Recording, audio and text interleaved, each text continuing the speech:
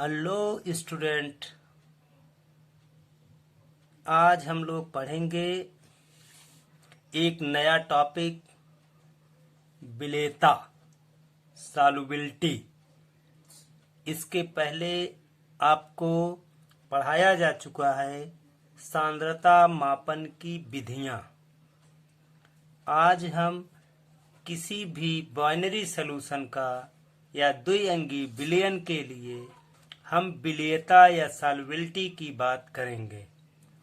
तो विलेयता आखिर होती क्या चीज है, इसको हम परिभाषित कैसे कर सकते हैं। तो पहली चीज तो हम यह कह सकते हैं कि विलेयता किसी निश्चित ताप पर किसी विलायक में घुली हुई विलेय पदार्थ की अधिकतम मात्रा होती है। फिर से, विलेयता किसी निश्चित ताप पर किसी विलायक में घुली हुई विलेय की एक अधिकतम मात्रा होती है। इससे अधिक उस ताप पर हम पदार्थ को उस विलयन में नहीं घोल सकते। अगर इसी को हम दूसरे रूप में परिभाषित करें तो कह सकते हैं कि किसी निश्चित ताप एवं दाब पर किसी निश्चित ताप एवं दाब पर 100 ग्राम विलायक में घुली विलेय की मात्रा उस पदार्थ की विलेयता या सॉल्युबिलिटी कहलाती है। कहने का सेंस ये है कि किसी निश्चित ताप पर अगर 100 ग्राम में जितनी विलेय पदार्थ की मात्रा मैक्सिमम या अधिकतम घुली होती है, उस पदार्थ की उस ताप पर हम विलेयता के रूप में जानते हैं। अब विलेयता को यहाँ पर हम जब बाइनरी सॉल्यूशन या द्विअंगी विलयन की बात करते हैं तो विलेयता को हम दो रूपों में यहाँ पर अध्ययन करेंगे। पहली चीज कि किसी ठोस की द्रव में विलेयता को हम जानेंगे और दूसरा किसी गैस की द्रव में विलेयता को हम जानेंगे। क्योंकि गैसें तो आपस में मिक्स हो जाती हैं, लेकिन ठोस या द्रव जो है, ठोस की द्रव में विलेयता और किसी गैस की द्रव में विलेयता जो है वह विशेष परिस्थितियों में ही होती है। तो विलेयता का अगला टॉपिक आपका बनेगा कि ठोसों की द्रव में विलेयता, solubility of solid in liquid, solubility of solid in liquid. तो पहली चीज कि आपने अपने डेली लाइफ में एक चीज देखा होगा कि कोई विलेय पदार्थ या जब हम कोई विलयन बनाते हैं तो किसी विशेष पदार्थ में ही घुलता है। जैसे अगर हम नमक है, जिसको विज्ञान की भाषा में सोडियम क्लोराइड कहा जाता है, NaCl उसका इंडिकेटर होता है, तो सोडियम क्लोराइड या शुगर, जिसको आप शक्कर या चीनी भी कहते हैं, जब इसे हम जल में डालते हैं तो आसानी के साथ इसका विलयन बन जाता है। बट अगर इसी जगह पे हम लोग एंथ्रासीन या नैप्थलीन को जल में डालते हैं तो इनका विलयन आसानी से नहीं बनता। इसके विपरीत अगर इसी नैप्थलीन या एंथ्रासीन को हम बेंजीन में डालते हैं तो ये आसानी से घुल जाते हैं, जबकि इसी बेंजीन में सोडियम क्लोराइड या शुगर नहीं घुलता है। तो इसका मतलब यह है कि कोई अध्रुवीय विलायकों में ही आसानी से घुलता है। जितने भी नॉन पोलर्स आपके कंपाउंड्स होते हैं वे नॉन पोलर्स आपके सॉल्वेंट में, और जितने आपके पोलर्स आपके जो है सॉल्यूट होते हैं वे पोलर सॉल्वेंट में ही घुलते हैं। यानी कि ध्रुवीय विलायक, आपके ध्रुवीय विलायकों में ध्रुवीय विलायक और ध्रुवीय विलेय आसानी से घुल सकते हैं या उनका विलयन बन सकता है, और अध्रुवीय विलायक और अध्रुवीय विलेय का आसानी से विलयन बन सकता है। जबकि अध्रुवीय विलायक और ध्रुवीय विलायक का विलयन जो है वह आसानी से नहीं बनता है। अर्थात समान पदार्थ समान प्रकार को ही घोलने की क्रिया करता है। लाइक डिजॉल्व लाइक, समान प्रकार को ही अपने में घोलने की क्रिया करता है। तो यहाँ पे आपके इस प्रकार से पहली चीज तो आप जानते ही हैं कि जब विलेय और विलायक को आपस में मिलाया जाता है तो आपका एक प्रकार का विलयन ही बनता है। यानी एक विलयन में एक विलायक होगा और एक जो है विलेय होगा, दोनों आपस में मिल करके विलयन बनाएंगे। तो अब यहाँ पे एक चीज और होती, मतलब इस प्रक्रिया को हम कैसे डिफाइन करेंगे कि जब कोई ठोस विलायक जब कोई ठोस विलेय पदार्थ किसी विलायक में घुलता है तो इस प्रक्रिया को हम विलीनीकरण कहते हैं। जब कोई विलयन बनाया जाता है तो विलायक में विलेय के घुलने की प्रक्रिया को विलीनीकरण कहते हैं। इंग्लिश में इसको कहते हैं डिजॉल्व। तो डिजॉल्व कहा जाता है। और इस डिजॉल्व की जो क्रिया होती है यह आपकी डायनेमिक होती है, गतिक होती है। गतिक से हमारा तात्पर्य है कि जब विलेय पदार्थ विलायक में घुलता है तो सॉल्वेंट और सॉल्यूट आपस में एक दूसरे से इंटरएक्शन करते हैं, अंतःक्रिया करते हैं और पदार्थ जो है घुलना प्रारंभ हो जाता है। लेकिन उसी क्षण कुछ विलेय पदार्थ जो समान प्रकार के होते हैं आपस में घुलकर या आपस में जुड़कर नए पदार्थ को बनाने की क्रिया ना करके पुराना पदार्थ यानी कि जिससे विलीन होने की क्रिया हो रही थी वही बनता है। फॉर एग्जाम्पल हम आपको समझाते हैं कि जैसे अगर हम आपको कह दें कि एक आपका ए पदार्थ आपका सॉल्यूट या विलायक है और बी प्रोडक्ट आपका सॉल्वेंट है, दोनों आपस में मिक्स होकर के एक सॉल्यूशन बनाते हैं, विलयन बनाते हैं जिसमें ए और बी दोनों के पार्टिकल्स उपस्थित रहते हैं और एक प्रकार का सॉल्यूशन बन जाता है। अब इस प्रक्रिया में चूंकि यह प्रक्रिया डायनेमिक होती है, डायनेमिक होने में ए प्लस आपका बी क्या होता है, ए बी में तो चेंज ही होता है, बट आपका सॉल्वेंट या सॉल्यूट आपस में जुड़ करके ए के रूप में या बी के रूप में नया प्रोडक्ट ना बना करके आपके ओल्ड प्रोडक्ट्स ही बनाते हैं जो पहले ही आपके विलयन में यूज किए जा रहे थे। तो जब आपके ए और बी सॉल्यूट और सॉल्वेंट आपस में जुड़कर एक नया प्रोडक्ट ए बी बनाते हैं तब यह प्रक्रिया आपकी कहलाती है डिजॉल्व, और डिजॉल्व की क्रिया के परिणाम स्वरूप बनता है आपका सॉल्यूशन।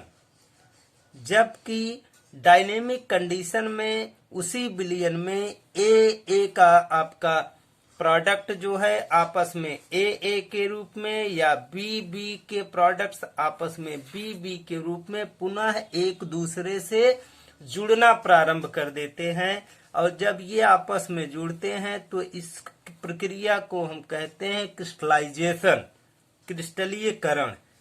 क्रिस्टलीकरण में आपके प्रोडक्टों का धीरे धीरे क्रिस्टल बनना प्रारंभ हो जाता है। अब इस प्रकार से आपके क्या होते हैं कि जब क्रिस्टलाइजेशन की प्रक्रिया हो जाती, क्रिस्टलाइजेशन की प्रक्रिया जो है वह प्रारंभ हो जाती है और साथ साथ विलीनीकरण की प्रक्रिया चल रही होती है, तो जिस समय डिसॉल्व और क्रिस्टलाइजेशन की प्रक्रिया आ करके एक स्थान पर अस्थायी हो जाती है, यह एक समय पर अस्थायी हो जाती है, उस समय बिलियन में विलेय की एक मैक्सिमम मात्रा जो है वह उपस्थित हो जाती है। उसी समय हम बिलियन की संकल्पना या बिलियन का कॉन्सेप्ट बनाते हैं। ये आपकी जो प्रक्रिया हो गई, यह प्रक्रिया आपकी ठोसों की द्रव में विलेयता की बात हो रही है। इसी प्रकार से जब हम गैस की द्रव में विलेयता की बात करेंगे तब भी इसी प्रकार से आपकी प्रक्रिया विलीनीकरण और साथ साथ आपके क्रिस्टलाइजेशन की प्रक्रिया को समझा जा सकता है। अब यहाँ पे आपको समझना है कि जब किसी ताप पर यानी कि कोई आपका टेम्परेचर जो है वह कांस्टेंट कर दिया गया है, आपका प्रेशर जो है वह कांस्टेंट कर दिया गया है, ब्रेक रोक दिया गया है, उस स्थिति में अगर किसी पदार्थ में या किसी विलायक में विलेय पदार्थ की अधिक मात्रा, अधिक विलेय घोला नहीं जा सकता है तो उस विलयन को हम संतृप्त विलयन के नाम से जानते हैं। कहने का मतलब कि एक निश्चित ताप और दाब पर किसी विलयन में यदि विलेय की और अधिक मात्रा न घोली जा सके तो ऐसे विलयन को हम संतृप्त विलयन या सैचुरेटेड आपके सॉल्यूशन के नाम से जानते हैं। और यदि उस विलयन में और अधिक विलेय घोला जा सके तो ऐसे विलयन को हम असंतृप्त विलयन या अनसैचुरेटेड सॉल्यूशन के नाम से जानते हैं। तो अब यहाँ पे बात आती है कि जब ठोसों की द्रव में हम विलेयता की बात करते हैं तो ठोसों की द्रव में विलेयता या solubility of solid in liquid की हम बात करते हैं, तो यह जो आपकी सॉल्युबिलिटी होती है, यह सॉल्युबिलिटी जो होती है वह डिपेंड करती है कि किसी विलेय का नेचर कैसा है, कोई सॉल्यूट आपका किस नेचर का है, और साथ साथ उस समय जो है टेम्परेचर और प्रेशर कितना है, सॉल्युबिलिटी जो है इस पर डिपेंड करती है। यानी कि किसी भी सॉल्यूशन के बनने में आपकी जो सॉल्युबिलिटी की हम बात करते हैं, विलेयता की बात करते हैं, उसमें आपके विलेय के नेचर, उसके बाद टेम्परेचर, उस विलयन के लिए टेम्परेचर और प्रेशर जो है कितना अवेलेबल होता है, इस बात पर भी सॉल्युबिलिटी जो होती है वह डिपेंड करती है। तो यहाँ पे किसी भी विलयन में आपके किसी भी विलयन की विलेयता पर टेम्परेचर का क्या प्रभाव होता है, इफेक्ट ऑफ टेम्परेचर कितना होता है, उसको हम देखेंगे। तो यहाँ पे आप देखेंगे कि ठोसों में द्रव की विलेयता को ताप अधिक प्रभावित करता है। यानी कि कोई द्रव जो है, किसी द्रव में जब ठोस जो है वह डिजॉल्व हो रहा होता है तब उस समय टेम्परेचर जो होता है वह अत्यधिक उसको जो है इफेक्ट देने की क्रिया करता है। जैसे आप ये कह सकते हैं कि चूंकि आपने पढ़ा होगा टेम्परेचर के रूप में अभिक्रिया को आपने पढ़ा होगा, तो दो टाइप की अभिक्रिया आप लोगों ने पढ़ा है। एक अभिक्रिया आपने पढ़ा है ऊष्माशोषी अभिक्रिया और एक आपने पढ़ा है ऊष्माक्षेपी अभिक्रिया। ऊष्माशोषी अभिक्रिया में अभिक्रिया जो है वह बाहर की अभिक्रिया, बाहर की ऊष्मा को जो है एक्सेप्ट किया जाता है, जबकि ऊष्माक्षेपी अभिक्रियाओं में ऊष्मा को जो है वह बाहर निकाला जाता है। तो ऊष्माक्षेपी और ऊष्मा शोषी अभिक्रिया के रूप में हम देखेंगे कि जैसे आपका चीनी पानी का विलयन बनाया जाए, तो ऐसे विलयन को जब हम टेम्परेचर दे देते हैं, ताप बढ़ा देते हैं, तो चीनी के घुलने की दर जो होती है उसी विलायक में और अधिक बढ़ जाती है। जबकि अगर पानी में हम चूना पत्थर या कैल्शियम कार्बोनेट डालेंगे तो हम देखते हैं कि ताप जो है वह उत्पन्न होता है। अगर किसी पानी में अगर चूना पत्थर डाल करके उसको हीट कर दिया जाए तो चूना पत्थर गलने की अभिक्रिया जो होती है वह घट जाती है। कहने का मतलब यह है कि अभिक्रिया अगर ऊष्माक्षेपी है तो अभिक्रिया में टेम्परेचर बढ़ाने पर अभिक्रिया की दर या विलयन बनने की दर जो होती है वह रुक जाती है या कम हो जाती है। जबकि अगर अभिक्रिया जो है वह ऊष्मा शोषी है तो ऐसी अभिक्रियाओं में ताप बढ़ा देने पर अभिक्रिया की दर या विलयन बनने की दर जो है वह बढ़ जाती है। दूसरे शब्दों में जो विलेयता होती है ऊष्मा शोषी अभिक्रियाओं के लिए ताप बढ़ाने पर बढ़ जाती है और ऊष्माक्षेपी अभिक्रियाओं में विलेयता जो है वह ताप बढ़ाने पर घट जाती है। इसके बाद अब अगला टॉपिक आपका है दाब का प्रभाव। तो दाब का जब हम प्रभाव पढ़ेंगे तो दाब के प्रभाव में किसी भी